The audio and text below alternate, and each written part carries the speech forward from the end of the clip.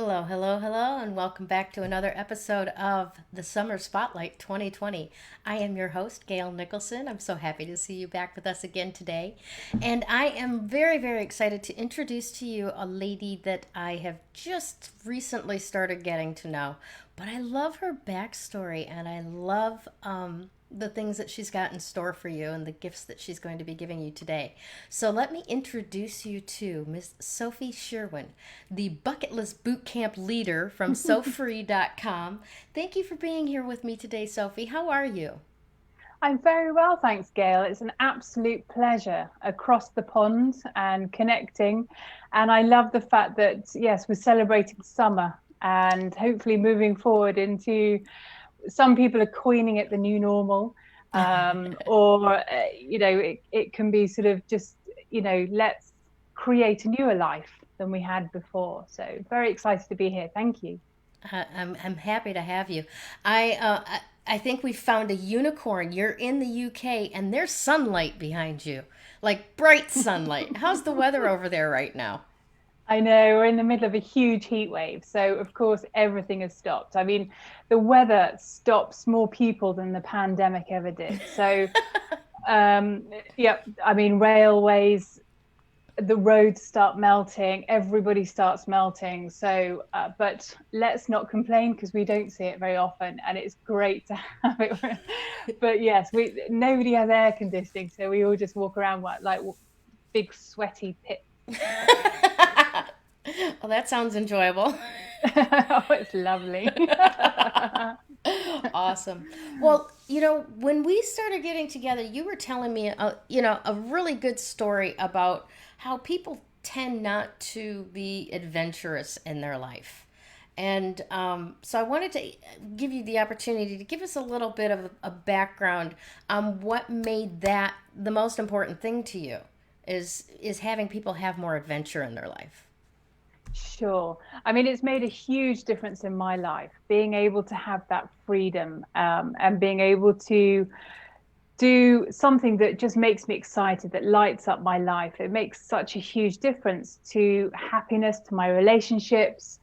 And so there's a huge ripple effect. And the way it started was I've had it modeled from from my mum, who sadly passed away 12 years ago. But it really was the focus when my father died when I was 4, and she was left with 4 children, a very successful, busy business. And also her hopes and her dreams with him were crushed.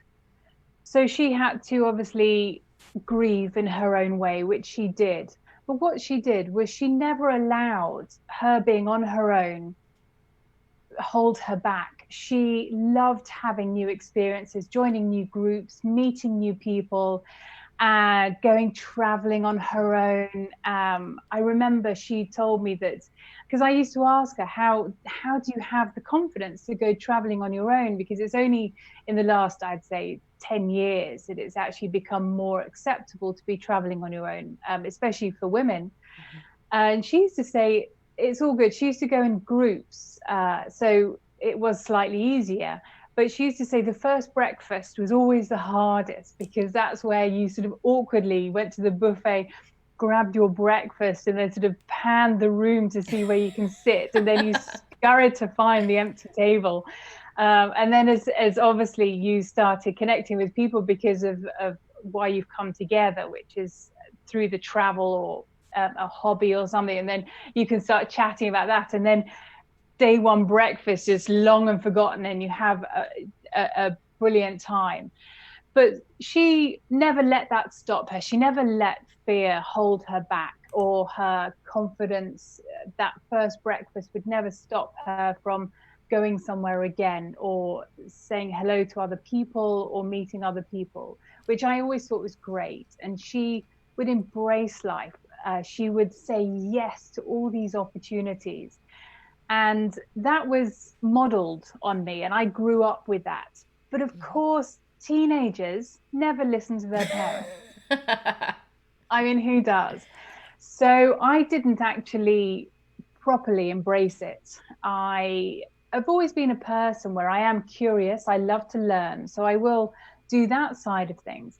But it was only until 12 years ago when she passed away that just before that, when she was terminal, we managed to really have lots and lots of chats about what her life, my life, and life in general. And of course, I asked her what if she had any regrets, and she said she had many. And I thought, wow, goodness. And she said, but the things I regret was not doing anything. It was never about doing things, because even if something goes wrong, then you can at least learn from it, or realize that you're not going to put that back on your bucket list. You're going to tick it off or rip it off, whatever you're going to do.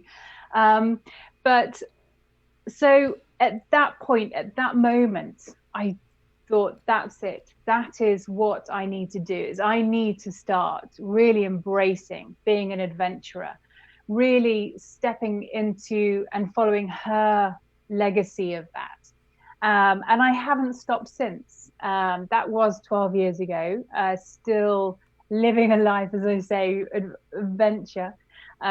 It's come at some costs. I decided 2 years ago that I would embark on the entrepreneurial road, and I gave up a very good job after 11 and a half years. And one of the reasons is I wanted more freedom, and that's a lot of why I wanted freedom to do my adventures. But then, of course, I developed a fear of flying. So yeah. Interesting. How do you develop a fear of flying? Exactly. After 40 something years, yes, of loving flying, I suddenly developed a fear of it. And I did actually realize that it was more to do with the circumstance of I basically manifested fear of not having a job and a security. I put that onto the flying. So it was quite interesting. So I did try different therapies. I tried the red wine therapy. Tell me more about the red wine therapy. Honestly, yes. It is very good. The only problem is that when I had a really pretty awful flight, and of course, just downing the red wine and trying to come to a place of calm, but never getting there. I got to my place. This was actually when I was in the States, and I just arrived in LA. And I got a taxi and then was dropped off, and then realized I'd left my laptop in the back of the cab. And at that point I said, right, no more red wine, which had worked a little bit. I tried drugs next. I went to an emergency ER and I said, listen, please give me drugs. And so they did. But I'm so terrified of getting hooked on anything apart from red wine that it didn't really work, because they gave me such a small dose. So I have come to calm and peace, and I do still, of course, have my wine, and I just use a lot of breath work and sort of these squeezy stress balls, and pray. So yeah. I gotcha. Yeah. So awesome. So I love, forgive me for going back so far, but I love that mindset piece about the first day breakfast is the hardest part, and once you actually take that step into the buffet line, into the, kitchen, cafeteria type room or whatever, and sit down, find a place, and realize that you have one thing in common with everybody else there that brought you there. The rest is just an adventure. The rest is just making friends. The rest is just having fun. That's golden right there. I love it. So tell me what you have put together, what you're up to, what you're creating going forward that you want to share with people. Yes. So basically, I have taken everything that I know, that I've been through, all my life experiences. I also have a background in psychology and psychotherapy. So I use psychological tools. I also am a coach as well. I've done nutritional life coaching using a holistic approach. And so I put it all together. And also I have great intuition, and I help people move through fear. Fear is with us every single day. We can't get rid of it. But what I do teach is to acknowledge it and disempower it rather than distract from it or try and get rid of it completely. Mm-hmm. Because we can also use fear in putting us forward, because fear and excitement can feel very much the same. Mm-hmm. You feel fear, often you're uncomfortable. So it's just switching the mindset to say, okay, fear is trying to tell me something, so let's acknowledge it, bring it to the party, but let's move through it and let's move forward. Mm-hmm. So I've taken that, and as I say, my love of adventure and my wanting people to really embrace life, and do what they want to do. I mean, adventure. When you think of adventure, often that you think of something big or travel. It's not necessarily that. It can be big. It can be dramatic, like me. I tend to do dramatic things like move countries or go traveling and things like that, or give up my job after 11 and a half years. That's my kind of adventure. But it can be as small to somebody as well as having a conversation that's uncomfortable for them, to move through that fear, to move through the limiting beliefs. So basically what I'm wanting to do is, I've helped many women do this to have more adventure in their life. I had a lady who she was living in the south of France, and she really wanted to move to Canada, but she just let fear hold her back and stuck, and she was really unhappy. She just dreamt of the Canadian dream, and we talked about it, and she eventually made that move, and which was incredible, and she's still over there and she's having an awesome time. So that's good to hear. It's great, and I love those kind of stories, but again, that was dramatic. Mm-hmm. Yeah. I have another lady who she was having an interview for a job, and actually she had to do a minute video, and she was terrible on video, and she fierce was stopping her from applying for this perfect job.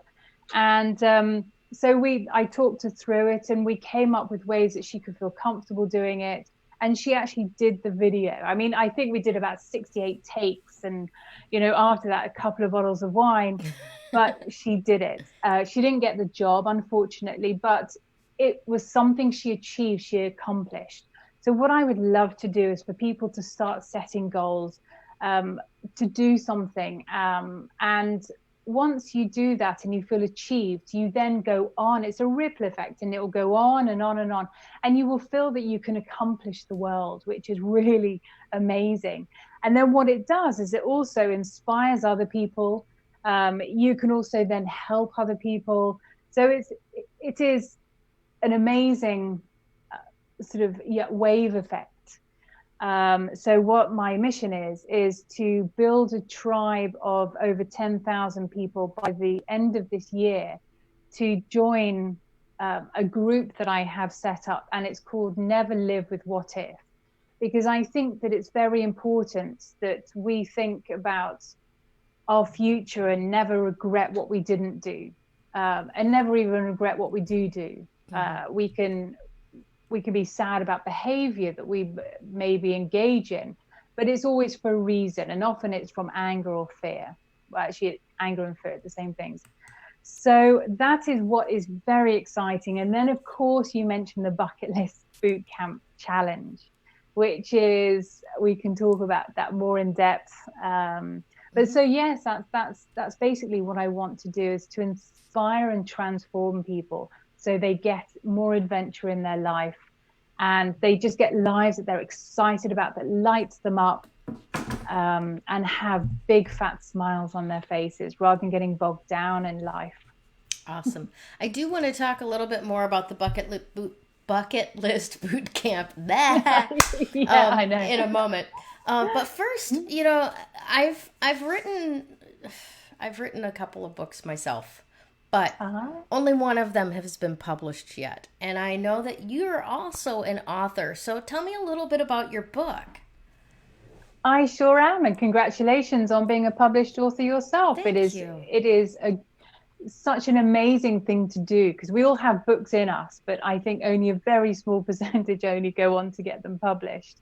Um, but yes, so what I did was my mum's adventurous journey began back when she was 19 years old, and she decided that she had had enough of her little tiny life in a little village in the north of the UK, jump on a boat, because that was the option at the time. And it took her 7 days to sail to Canada, where her adventure began.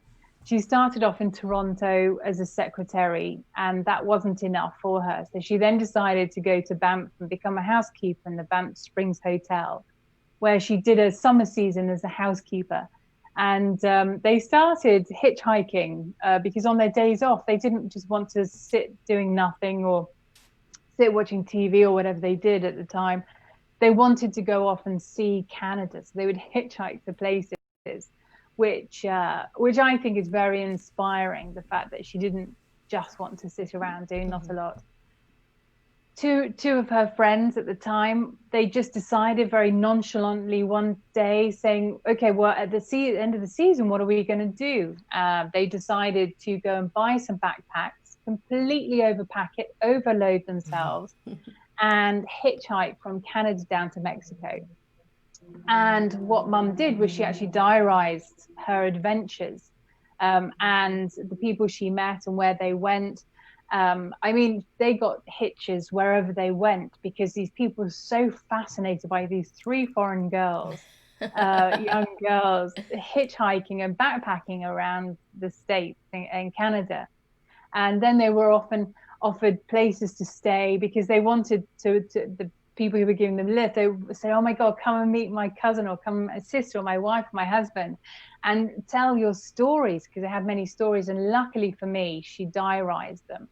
So I decided to tell her story, and through the story of the book, and it's called There's Always a Hitch, I wanted to also have that as leverage to inspire people to be an adventurer. So what I decided to do was to travel to all the places she went to, and almost do a then and now comparison of what she saw and what I saw. And it got very emotional at times. There were times when it really hadn't changed. But then, of course, there were times, especially in Phoenix, I mean, that's completely, mostly modernized now. I know that they are now doing this regeneration project, and they're trying to keep the history of it all. So when I went there, there was nothing left of what Mum had seen or been to, which is a shame. But so that's what I did. So I diarized my travel memoirs. So I have my travel memoirs, and then interspersed are her words and her diary as well. Nice. And what I didn't realize was the synchronization of the universe, and it happened to be exactly the same time. So it was the same month, September, October, and November. It was just 61 years apart, which was incredible. And then on one of my journeys to Las Vegas, I actually realized that back in 2006, my mum and I had actually visited on the same day Las Vegas and San Francisco, and so it was just wow. It was incredible. I mean, there were many times I burst into tears. So I'm sure that all on the spy cams on the US, I looked like this mad woman for the UK, just blubbering the whole time. But it was just incredible too. It was great adventures. I met some amazing people. I went to places that I would never have gone unless Mum hadn't have taken me. And so the title There's Always a Hitch was actually started by Mum and the girls, because they wanted to write a book, but they couldn't because their typing skills were non-existent. So I thought, of course, I have to honor that. And they made it as There's Always a Hitch, as in There's Always a Hitchhike. Mm-hmm. But for me, I lived it in a different way, which, of course, there's always a hitch, as in there's always a disaster. So yeah, it was kind of one disaster after another for me. But then it's always how about overcoming those disasters, not letting them get you down, not then saying, I mean, there were times when I wanted to give up, of course. And also the fear of, well, who wants to read this book and things like that. But you walk through the fear. And I was actually lucky that I had a great editor along the journey in Australia with me. But other than that, I was traveling on my own. So it was an interesting way to see the States. I did it as authentically close to them. I didn't fly anywhere. I used train and I was going to bus. ask you, did you hitchhike? What years were you doing it? Yeah, this was last year, so no, I didn't I was going to hitchhike. say, because it's Yeah. funny because when you first mentioned your mother's travels, I'm Mm. like, oh, the days when you could hitchhike across a country.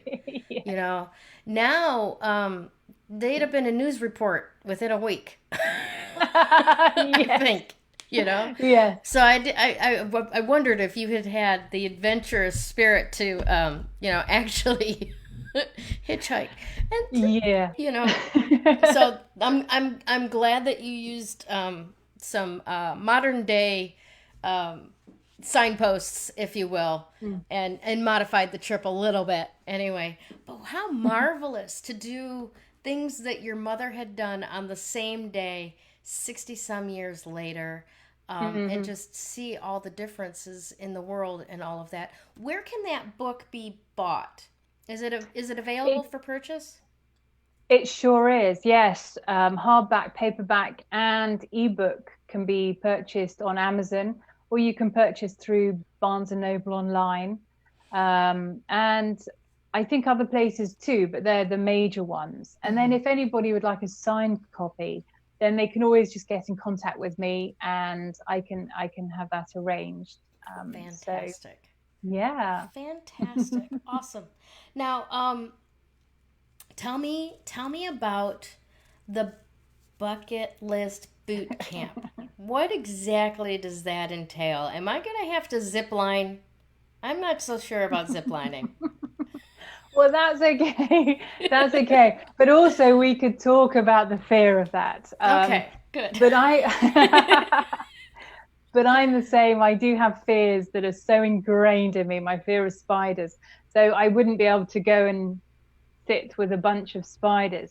Although I don't let that stop me. And I've been to the rainforest. I've been to the desert in Australia. So I don't let that hold me back. That's good. Um, I hear there's and some monster spiders in Australia.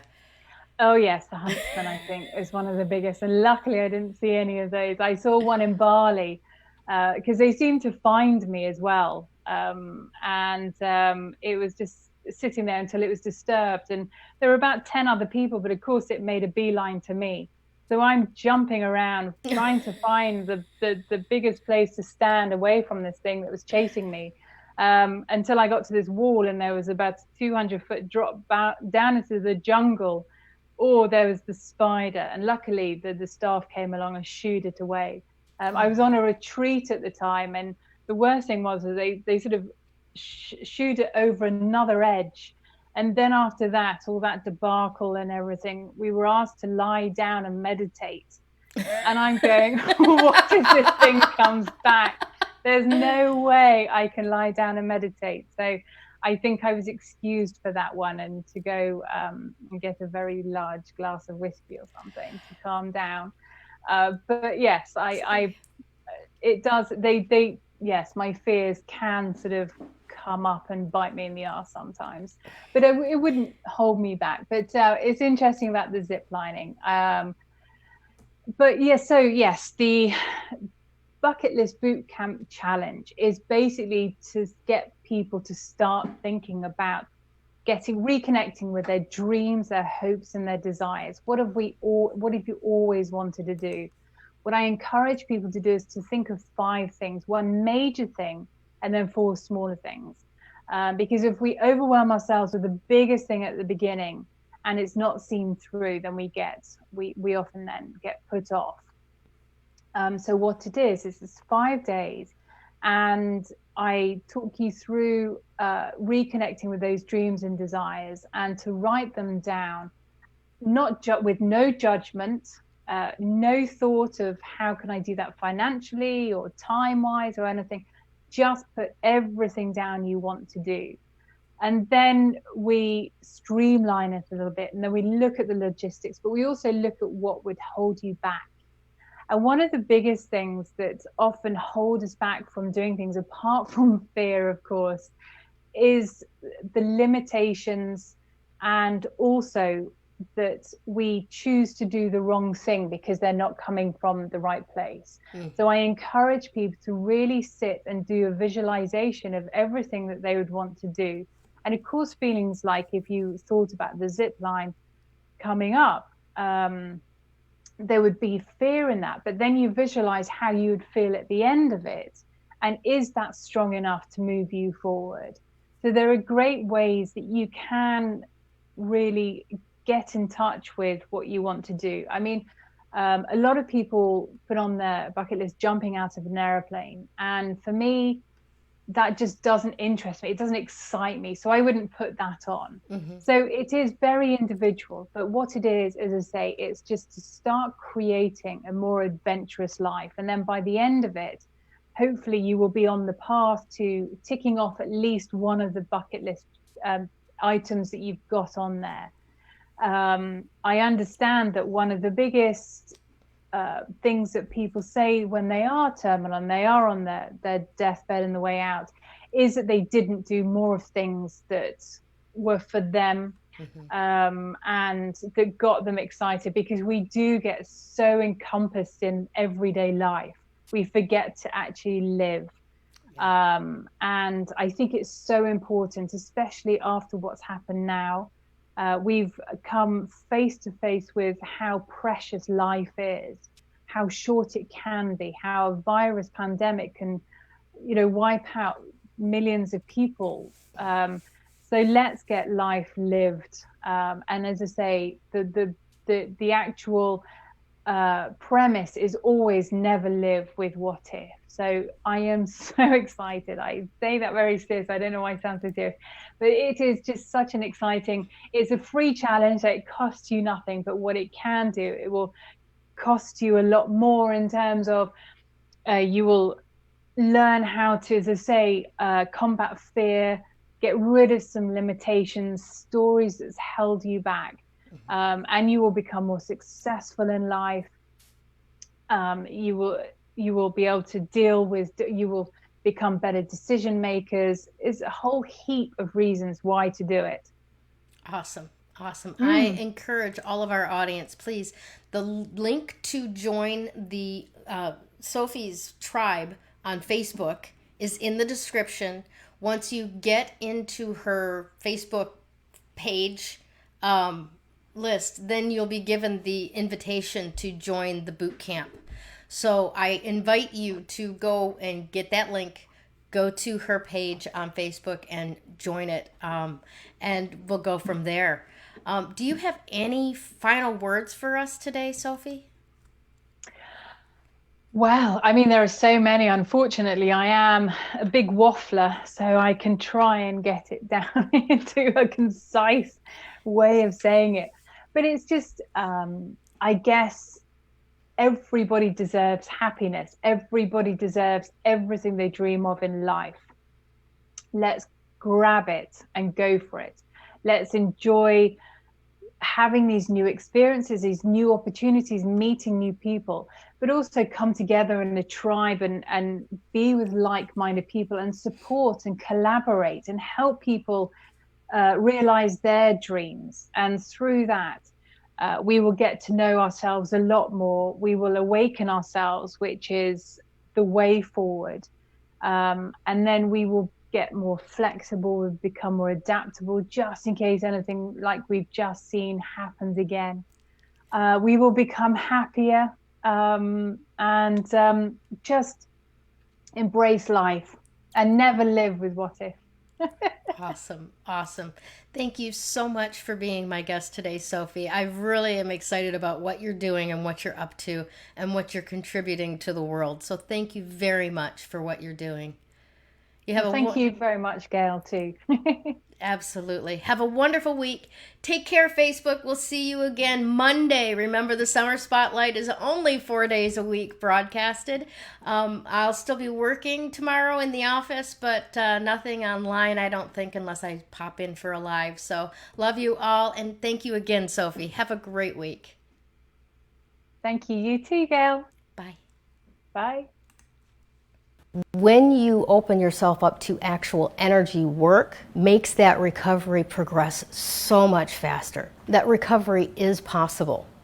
You do not have to live as a victim until your last days. You have unbelievable strength, and I know that because you're still here. Do you want to create something completely unrecognizable with your life?